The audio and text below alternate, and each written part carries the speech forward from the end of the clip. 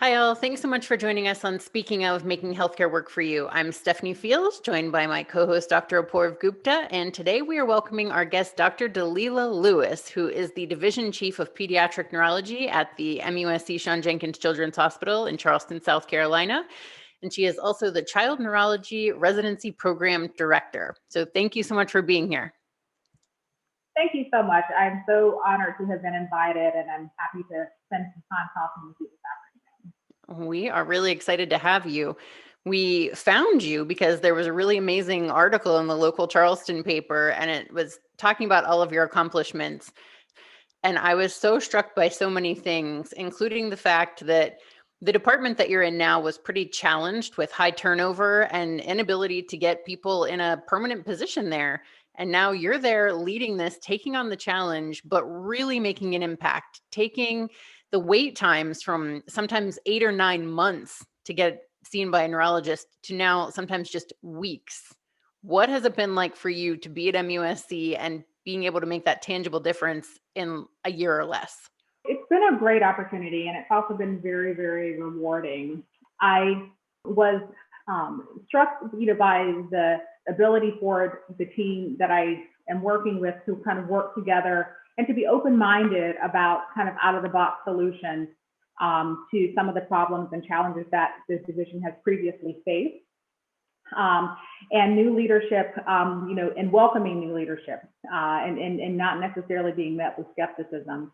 And so the ability to be able to work with a team and be open-minded, and then implement, ideas and changes quickly has been really, really nice, and that has been rewarding in order to be able to see that those changes have made measurable impact in some of the things that you've mentioned, as far as changing and improving the wait times for the for the population, for many of whom have been waiting for several months, improving continuity of care, which is another one of my pillars that I'm working towards, and then also improving just the morale and of the people that I work with, particularly the physicians, and recognizing that we're moving towards a shared common vision and goal, and that by continuing working together and continuing to listen to each other and be open-minded, we can get there.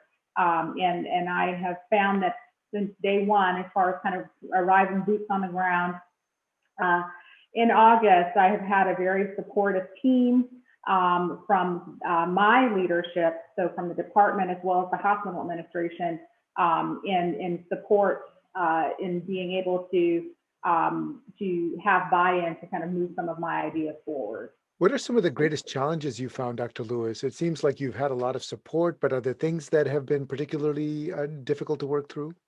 Even though in retrospect things have happened and have moved along, at the time that I'm actually kind of working through it, it seems like sometimes there's a lot of infrastructure to work with, and some barriers that aren't necessarily administrative, but that are systematic, some kind of systems improvement,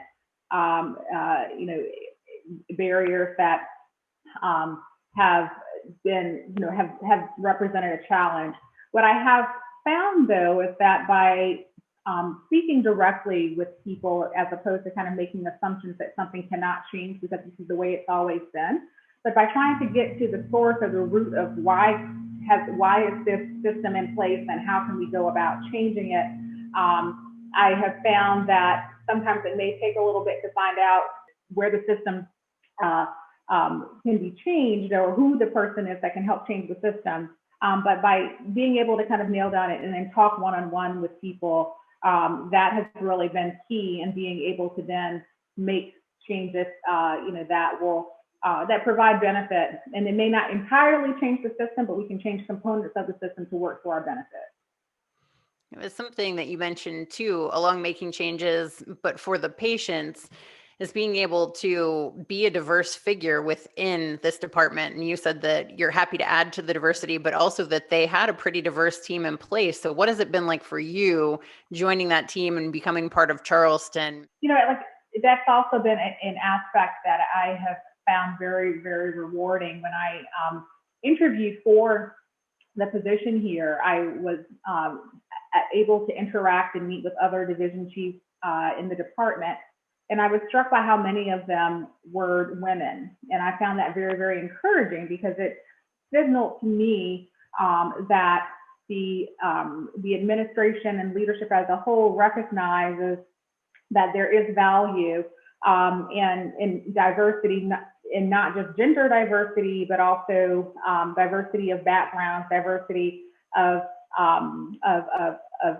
really kind of multiple factors, because there's also was a wide age distribution as well. So it also signaled to me that all perspectives are valued. The perspective of people who have long experiences are valued, but also those who are younger, but also have varied experiences to bring to the table.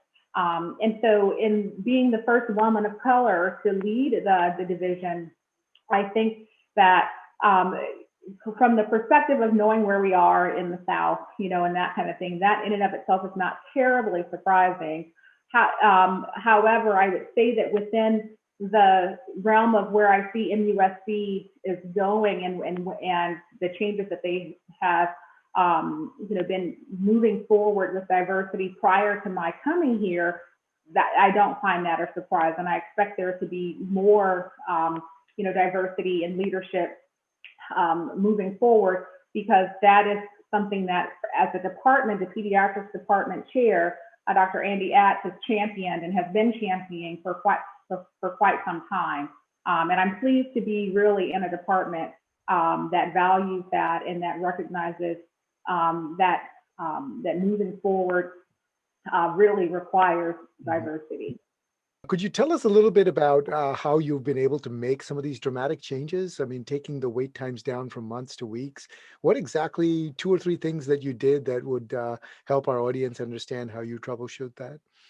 Yeah, absolutely. So I think that being a leader requires to be able to also put yourself into the process. And I think that my background in not just leadership, but my background is just kind of in practice and seeing patients. I very quickly inserted myself into the schedule to see patients just as much, if not more, than my subspecialty colleagues. And I did that for a couple of reasons. Number one, I feel like that, I enjoy seeing patients. And so I wanted to make sure that I kind of inserted myself into that process early. But also, I wanted to get a sense of what my colleagues or the people in my division had been experiencing from the perspective of having been here and feeling that, again, there is a lot of turnover. I wanted to get a sense of, what is the population that they're serving and how, and working with it and kind of getting immersed in it, how can I really start to make changes that will really improve not only the patient access, but also improve their, kind of professional satisfaction and quality of life as well. So with regard to access, one of the issues has been that because our division has supported both an inpatient and an outpatient setting, you end up, when we have to cover the inpatient service and the outpatient service suffers because there's less time available on the outpatient service. So one thing is just by having another person or having another 2 people in that pool, that opens up, appointments. But also by being able to then insert myself into the rotation pool, then that allowed some of the other physicians to be able to then see more patients in the outpatient setting, and that improves access from that perspective. The other thing is that we have utilizing the advanced practice providers in a manner that allows them to kind of work at the top of their skill level or their license level and seeing patients, in that fashion as well. And I was able to leverage, instead of losing 2 potential APPs because of contract ending, I was able to creatively find a way to extend the contract and allow for 2 APPs to remain. And I was really pleased about that because it certainly, from a personal perspective, the APPs were pleased to be able to not have their contracts be ended with a very short notice. And it also allowed for, because they were already experienced within our division, they could take on more patients and provide more and provide continuity, of care. So that was something that I was able to do, and that again improved access and continuity of care.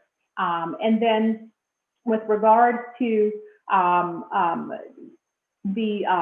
just the overall professional satisfaction or professional overall well-being, those changes, being able to kind of spread things out and to be able to have more patients kind of being seen in a timely fashion has actually improved the morale of not only the physicians, but the support staff as well. The nurses, they're not getting phone calls from patients saying it's kind of taking months to get in. So I think that overall has just improved the well-being and the morale of the division itself. And I've found that very rewarding to be able to say that I have gotten here and have been able to make demonstrable change in that way. It's interesting because Apoorv and I do a lot of these interviews, and one thing that we hear from so many people, and you seem to be expressing too, is the collaborative care model, being able to use the resources that you have and letting everybody function to the highest level that they're able to really care for the patient and also care for the physician themselves and for the other teams, so that you're not experiencing the burnout, and so that the patients are able to have better access and get their medical care sooner. Well, I mean, I think you're absolutely right, Stephanie. I think it's about taking care of each other. And I think one other thing that struck me, Dr. Lewis, in what you just said, is that you sort of figured out maybe the linchpin. If I can improve access, then I can improve morale. I can improve how the patients are interacting with us. So I wonder if that was deliberate. You kind of knew that in advance going in, or you were working on a number of different factors, and this just turned out to be one of the key things that you could improve. And if that perhaps also was coming from your military background, was that, skills that you've gotten through that and your training there? So in answer to the first part of your question, Dr. Gupta, improving access was one of my key, kind of pillars, because in recognizing when I was talking with, during the interview process, and then actually once I accepted the position, I talked with the group practice managers to kind of get a sense of what's our population and what are our wait times and how are people being utilized currently in the inpatient and outpatient settings and in the clinic space. So I kind of, intentionally had kind of mapped out a way of how, based on that information, mapped out what my priorities would be, and in a time frame that where I would kind of prioritize low-hanging fruit, if you will, and then kind of what kinds of things I would continue to work on, but wouldn't necessarily ask for the most resources for, right away. And I think that, so the answer to your question as far as was that intentional? Yes, it was intentional. Improving access really, and also continuity of care. And because those two things are really integrally tied to patient outcomes and to, and also just to kind of patient well-being, which is, again, something that I'm very, very vested in. I really want to take the best care of patients. I think that patients deserve to be able to receive, medical care in a timely fashion, and also, appropriate comprehensive medical care, particularly at an institution that's a quaternary care facility. And then with regard to kind of military background, I think that I've always, I don't shy away from responsibility or shy away from kind of, again, just kind of getting my feet wet, right away. Because I think that's key. And in order for the general to lead, he has to know what the troops are feeling, and so again, my perspective has always been that if I'm not going to ask anyone to do something that I'm not myself doing, because otherwise I really can't tell them how to do it, right? And so, if I'm going to be expected to lead them, so like I said, I inserted myself kind of into the clinic schedule, the call schedule, and collaborating with other divisions very, very early on, so I could get a sense of where alliances needed to be strengthened, what the call burden and the call and the kind of administrative burden is from a physician perspective with dealing with electronic medical record and all of that, so that I could then get a sense of how things could improve and how realistically I could ask others to potentially do more or do more with less or do things more efficiently and that kind of thing. This is still a work in progress, I will say. But it is rewarding to be able to see improvement in the areas that I prioritized early coming to fruition from that perspective. It's a tremendous leadership move on your part, and what it makes me wonder is that just all innate, kind of, what comes to you and what feels natural to you, or have you had to develop that over a period of time, understanding that you've got to be out there on the front lines and really serving directly, and then working with your peers directly, so that you can inspire their trust and confidence? Maybe you could guide us a little bit through what's your journey been like to come to that realization. Absolutely, and I would say that it's a journey. I wouldn't necessarily say that it comes innate per se. I, I think that things that have encouraged or that have developed along the way, certainly military training and being in an environment where or where my instincts have been trusted, and where my kind of clinical acumen and academic acumen has also been one where the things have been, again, trusted, and I've had a good reputation, from that perspective. And so in developing that, then I think that the expectation or the opportunities rather for leadership have come because of that.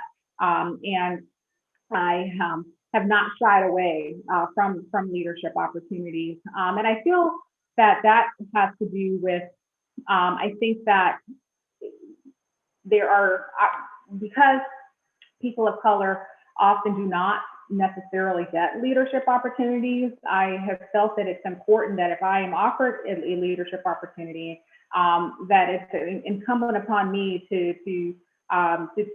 take those opportunities and to create those opportunities, as well, not only for myself but for others as well. And when I'm in those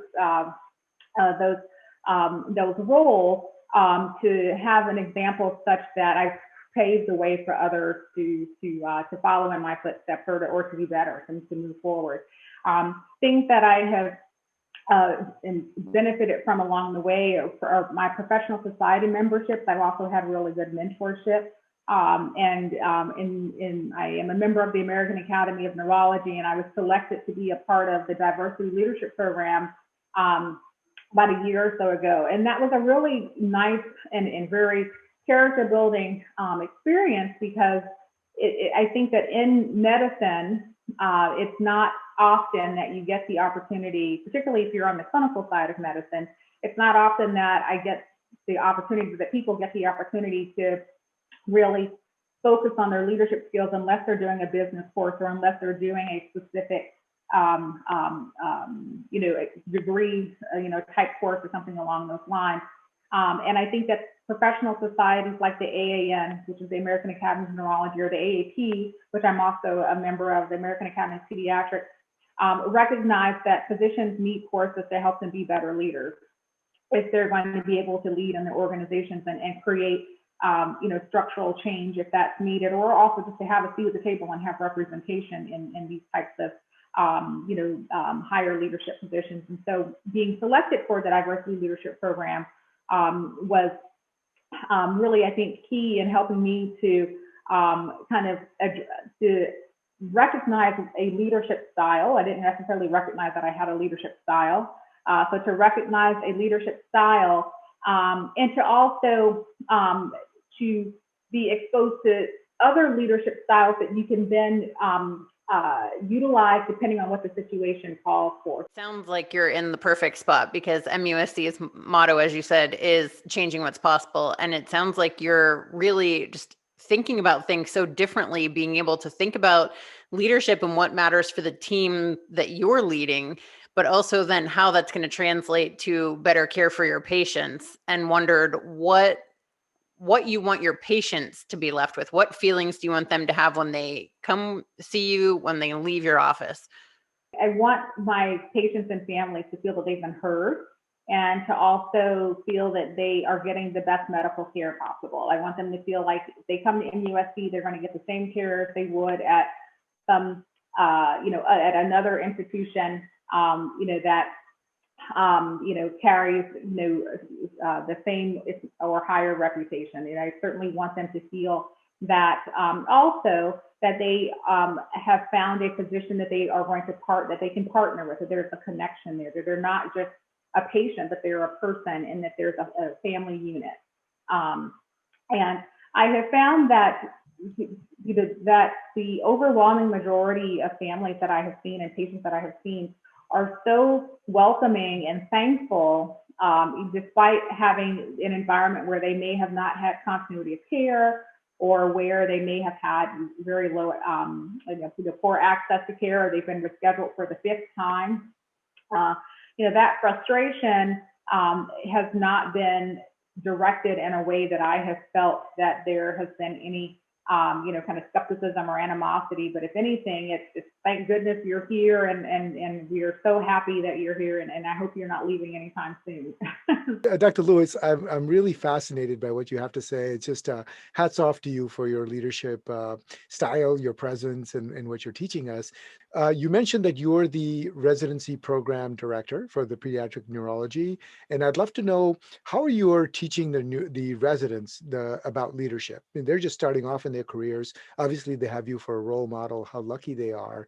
But what can they pick up at that early stage? Taking care of the patient is tantamount, but I'm also trying to teach and to let them know that documentation of such is equally as important, or is very important. So I think that as far as kind of the professionalism perspective of things, it's in that it's important to make sure that we recognize not only the kind of clinical acumen, if you will, and we have a really great patient population here where there is a plethora and a wealth of diagnoses and different things kind of within neurology for residents to learn from, which is really, really interesting.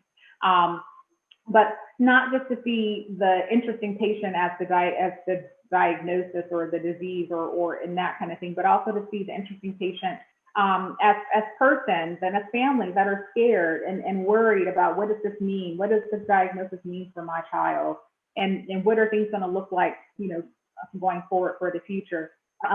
Trying to model empathy and compassion and that ability to kind of anticipate what the next question is going to be. Try to put yourself in the shoes of the family receiving, this diagnosis or going through this diagnostic quest when decisions are made and plans are made and those kinds of things, that certainly relay those to the families, kind of verbally, but also make sure that there's a way that they can refer back to that information, whether in some kind of written form, because there's a lot that we can say to patients or that we're saying to patients in any one individual visit, but sometimes it's a lot for them to take in. And it's so important to make sure that there's something tangible that they can refer back to, that if they were to call back and say, I really didn't understand what the physician said, can you just tell me what this means? If we're not available to, to provide that immediate feedback, that there's some way of someone being able to look and look at a note or look at something and say, well, this is what,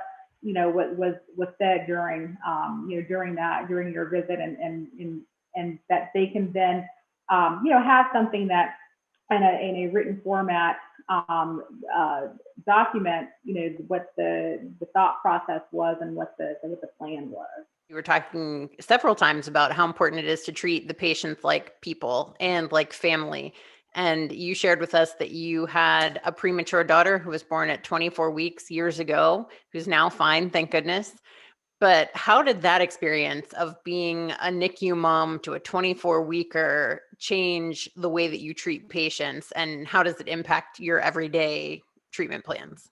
I think that that was an experience that, I was a child neurology resident myself, or fellow at the time myself, when I found myself one weekend going shopping with my mother-in-law, thinking that, oh, I'm going to buying some clothes, I'm starting to show. And then the next thing I knew, my blood pressure was up and I was in the hospital, and 48 hours later, we're delivering, my 24-weeker. And so having that, having the floor drop out from under you, I completely kind of understand that feeling and the fear of what to do next, as far as kind of what is this going to mean for, for my child, for the family kind of going forward. I understand, kind of that feeling and that thought process that a parent would, potentially go through. And like I said, and thankfully, yes, and my oldest, she's now 12, and she's wonderful, and but she spent 3 months in the NICU,